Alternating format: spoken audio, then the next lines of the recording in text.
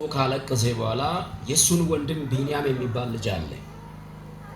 ቢንያም የሚባለውን ልጅ ከዛ ውስጥ በተለይ ነጥቆ ወሰደና ሁሉም ነገር አናግሮ ምን ብሎ እሱ ጋር አቆየና መጨረሻ ላይ አንድ ነገር ተናገረ። ምንድነው የተናገረው? ወንድሞቹ አንተን እኛ በድለናል ብለው በፊቱ ሲሰግዱ አይ እናንተ ምንም አላደረጋችሁ፣ ባለፍኩበት ጎዳና ሁሉ እግዚአብሔር ከኔ ጋር ነበር ያለ። ያንን ልለፈለኩት ለምንድነው ካላችሁ በብዙ ውጣ ውረዶችና በብዙ ከፍታ ዝቅታ የሚታልፉት ጎዳናዎች ሰውን ላይ መለክታችሁ ይችላል።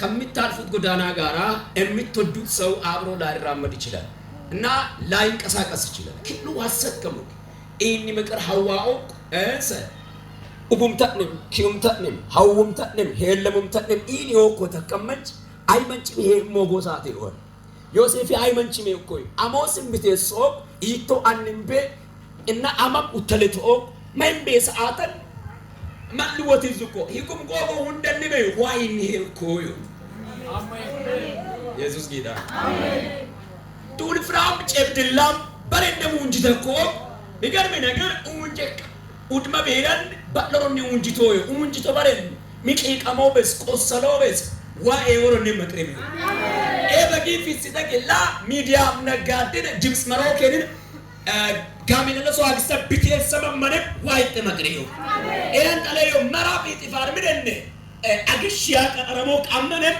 ባይዘው ይጥፋር ምንን ዮሴፍ ደሞዝኔ በተበቆ አግጨ ነው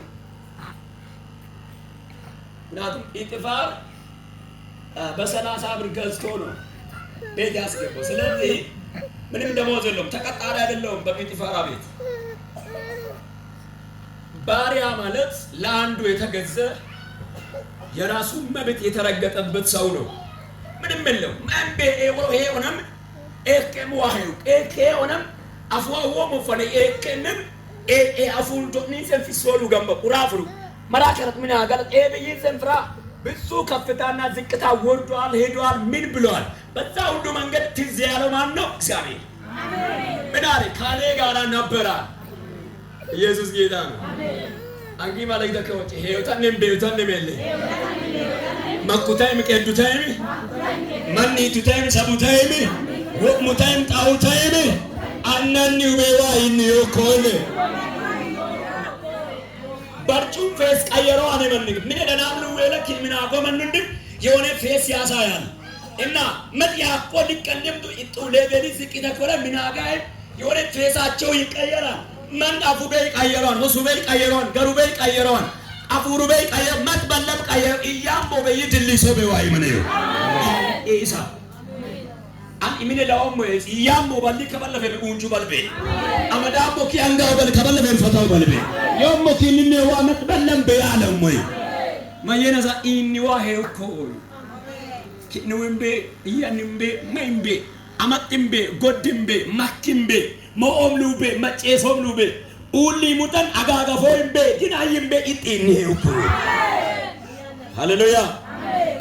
አኔ ኮጆም ለቆራመይ ዋኢኒ ሄኮ ታዱና ወጮ በልዋኪን ጋጋብስ ዮሴፍ ሄኮ አመነ የሆነ በቃ በሁሉ ነገር በቅቷል የሚልበት ኑሮ እየኖረ ያለበት ሰዓት ነው። ከስጋት ቀጠና የወጣበት ሰዓት ነው። በግብጽ ሀገር ላይ ንጉስ ሆኖ ሁለተኛ ሹም ሆኖ በተሾመበት ሰዓት ላይ ነው። ሁለተኛ ጠቅላይ ሚኒስትር ሆኖ በነበረ ሰዓት ላይ ነው እቺን ነገር ያወራው። ምን ለማለት ፈልጋችሁ? በዝቅታም በከፍታችሁም እግዚአብሔር ከእናንተ ጋር ከሆነ አንድ ቀን ታሪካችሁ ይቀየራል።